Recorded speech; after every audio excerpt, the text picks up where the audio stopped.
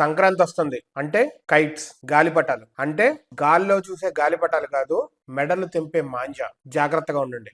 Recent గా ఎవరికి గొంతు కూడా తెగింది. లక్కీగా ఆయన బతుకున్నారో లేదో తెలియదు. ఇంకొక కుర్రోడు ఇన్స్టాగ్రామ్ లో చూస్తున్నాను, వెళ్తున్నాడు, హెల్మెట్ కి తగిలి ఆగింది, ఇంకొద్ది కిందకుంటే గొంతు కట్టేది. అసలు మాంజాని ఎందుకు రానిస్తున్నారు? చైనీస్ మాంజా. వాళ్ళు సగం పాపులేషన్ లాగా లేపాలని చూస్తున్నారా? నేను అహ్మదాబాద్ లో, గుజరాత్ లో 2015 లో ఉన్నాను. అప్పుడు అందరూ బళ్ళకి ఇలా 2 సువ్వల్లాగా పెట్టేవాళ్ళు అనమాట. ఏంటంటే మాంజా వచ్చినా అక్కడ ఆపేస్తుంది అని చెప్పి. అక్కడ బాగా చేస్తారు ఇంకా కైట్ ఫెస్టివల్, సబర్మతి రివర్ దగ్గర. అయితే ఈ మధ్య హైదరాబాద్ లో కూడా ఎక్కువైపోయినాయి. అరే బాబు, మాంజా అంత స్ట్రాంగ్ మాంజా ఎందుకురా బాబు? మనుషులు చచ్చిపోతున్నారు, చచ్చిపోతున్నారు.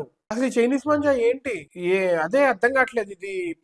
ఇది పాపులేషన్ ఇంతలాగా అయిపోయేసరికి, ఓపెన్ ఏరియాస్ లేకపోయేసరికి, నార్మల్ తాడే ఇట్లా గట్టిగా ఫాస్ట్ గా స్పీడ్ లో వెళ్తే తెగిపోద్ది. సో అలాంటిది మాంజా ఈ రీజన్ పెట్టుకొని హత్యలు చేస్తే ఇలాగా? Think deep, think deep. At least 1-2 హత్యలైనా ఈ రీజన్ తో అన్నట్టు చేస్తే, ఆయన పట్టుకొని ఎవరినైనా మాంజాతో గొంతు కట్ చేసేసి పడేస్తే, అలా అలా చిత్రీకరిస్తే, గవర్నమెంట్ వాళ్ళు మాంజా అసలు రానికుండా ట్రై చేయాలి. They have to do what ever they have to do. ఎంతవరకు ఆపుతారంటే ఆపాలి. పోలీసుల పనే అది. మీరు కూడా మీ పిల్లలకి, మీరు like, if you want to like play with a kite, manja కాకుండా నార్మల్ దారాలు ఏవో అవి చూసుకోండి. ఓపెన్ ప్లేసెస్కి వెళ్ళండి, అక్కడ చేసుకోండి. ట్రాఫిక్ లో, ఇళ్ల పైన కాదు. ఏం లేదు, మీ సరదా కోసం అని చెప్పి ఎన్ని ప్రాణాలు పోతాయో. ఒక్క ప్రాణం పోయినా ఫ్యామిలీ అంతా డిస్ట్రాక్ట్ అవుతుంది. అదే మీరు పోతే ఎలా ఉంటది అనేది ప్రతి ఒక్కరు ఆలోచించుకోండి. బీ కేర్ఫుల్ అండి.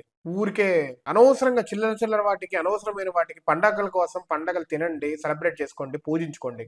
ఎందుకు ఇంకొకరి చావు కారణం అవటం, మీరు చావటం? లేదంటే బళ్ళ మీద వెళ్ళేటప్పుడు కూడా గుర్తు పెట్టుకొని, దీన్ని గుర్తు పెట్టుకొని బండి మీద వెళ్ళండి. అందరూ స్పీడ్ వెళ్ళొద్దు. వీ డోంట్ నో ఎప్పుడు ఏమవుతుందో.